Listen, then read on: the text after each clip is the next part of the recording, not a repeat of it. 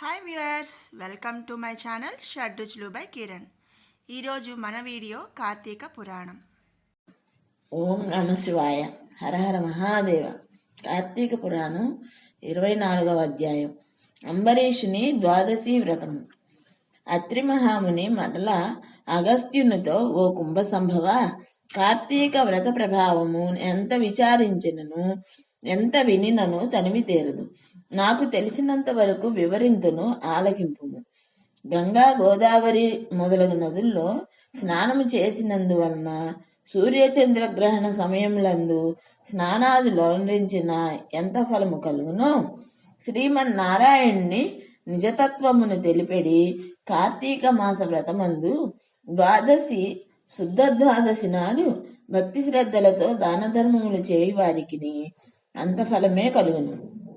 ఆ ద్వాదశి నాడు చేసిన సత్కార్య ఫలము ఇతర దినములలో చేసిన ఫలము కంటే 1000 రెట్లు అధికము కాగలదు. ఆ ద్వాదశి వ్రతము చేయు విధానం ఎట్లో చెప్పేదను వినుము. కార్తీక శుద్ధ దశమి రోజున పగటిపూట మాత్రమే భుజించి ఆ మర్నాడు అనగా ఏకాదశి రోజున ఏ వ్రతము చేయక శుష్కోపవాసముండి ద్వాదశి గడియలు వచ్చిన తరువాతనే భుజింపవలేను. దీనికి ఒక ఇతిహాసము కలదు, దానిని కూడా వివరించను. సావధానుడవై ఆలకింపుమని ఇట్లు చెప్పుచున్నాడు. పూర్వము అంబరీషుడను రాజు కలుడు. అతడు పరమ భాగవతోత్తముడు, ద్వాదశి వ్రత ప్రియుడు. అంబరీషుడు ప్రతి ద్వాదశి నాడు తప్పకుండా వ్రతము చేయుచుండెడివాడు. ఒక ద్వాదశి నాడు ద్వాదశి గడియలు స్వల్పముగా ఉండెను. అందుచేత ఆ రోజు పెందలకడనే వ్రతమును ముగించి బ్రాహ్మణ సమారాధనము చేయదలిచి సిద్ధముగా ఉండెను. అదే సమయమున అచటకు కోపస్వభావుడగు దుర్వాసుడు వచ్చెను. అంబరీషుడు ఆ మునిని గౌరవించి ద్వాదశి గడియల్లో పారాయణ చేయవలేను గాన తొందరగా స్నానమునకేగి రమ్మనమని కోరెను. దూర్వాసుడు అందులకు అంగీకరించి సమీపమున గల నదికి స్నానమునకై వేడలేను. అంబరీషుడు ఎంతసేపు వేచి ఉన్నను దూర్వాసుడు రాలేదు.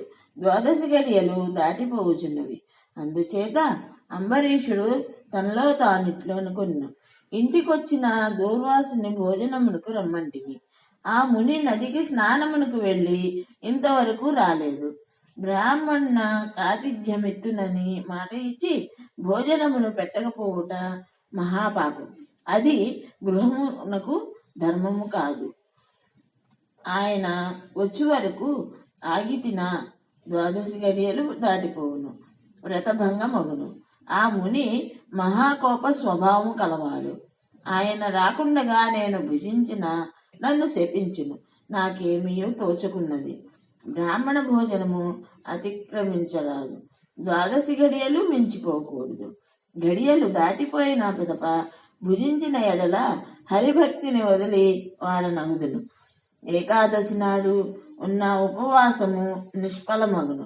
ద్వాదశి విడిచి భుజించిన భగవంతునకు భోజనము చేసి దుర్వాసునకు కోపము వచ్చును.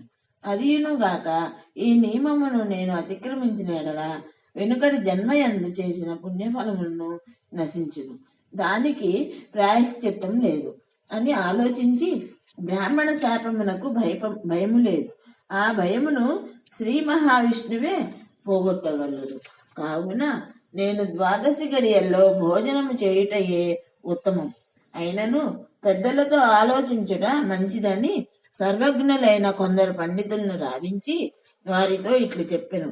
ఓ పండిత శ్రేష్ఠులారా, నిన్నటి దినమున ఏకాదశి ఎగుటం చేసి నేను కటిక ఉపవాసము ఉంటిని. ఈ దినమున స్వల్పముగా మాత్రమే ద్వాదశి గడియలున్నవి. ద్వాదశి గడియల్లోనే భుజించవలసి ఉన్నది. ఇంతలో నా ఇంటికి దూర్వాస మహాముని విచ్చేసిరి. ఆ మహామునిని నేను భోజనమునకు ఆహ్వానించితిని. అందులకు ఆయన అంగీకరించి నదికి స్నానార్థమై వెళ్ళి ఇంతవరకు రాకుండెను. ఇప్పుడు ద్వాదశి గడియలు దాటిపోవచ్చున్నవి.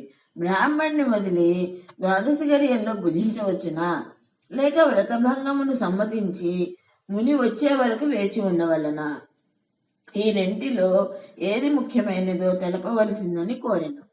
అంతటా ఆ ధర్మజ్ఞులైన పండితులు ధర్మశాస్త్రములు పరిశోధించి ప్రతి విమర్శలు చేసుకొని దీర్ఘముగా ఆలోచించి, మహారాజా, సమస్త ప్రాణికోటుల గర్భ కుహరములందు జఠరాగ్ని రూపమున రహస్యముగా ఉన్న అగ్నిదేవుడు ఆకలిని పుట్టించి ప్రాణులు భుజించిన చతుర్విధానమును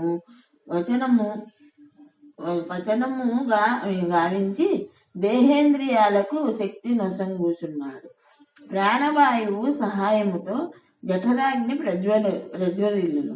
అది చెలరేగిన క్షుద్బాధ దప్పిక కలుగును. ఆ తాపమును చల్లార్చవలనన్న అన్నము నీరు పుచ్చుకొని శాంతపరచవలను. శరీరమునకు శక్తి కలుగజేయవాడు అగ్నిదేవుడు. దేవతలందరికీ అధికుడై దేవపూజ్యుడైనాడు. ఆ అగ్నిదేవునందు సదా పూజించవలెను. గృహస్థు ఇంటికి వచ్చిన అతిథి కడజాతి వాడైనను భోజనమిడుదునని చెప్పి వానికి పెట్టకుండా తినరాదు. అందులోను వేదాంగ విశారదుడను మహాతపస్శాలియు సదాచార సంపన్నుడను అయిన దూర్వాస మహాముని భోజనమును పిలిచి వానికి పెట్టకుండా తాను భుజించుట వలన మహాపాపము కలుగును. అందులకు ఆయుక్షీణము కలుగును. దూర్వాసునంతటి వాణ్ణి అవమానమందించిన పాపము సంప్రాప్తమగును అని విశదీకరించిరి. 24వ 24వ పారాయణం సమాప్తం. మీకు ఈ వీడియో నచ్చినట్టయితే లైక్ చేయండి, షేర్ చేయండి, అలాగే కామెంట్ చేయండి. Don't forget subscribe to my channel Shadruchulu by Kiran.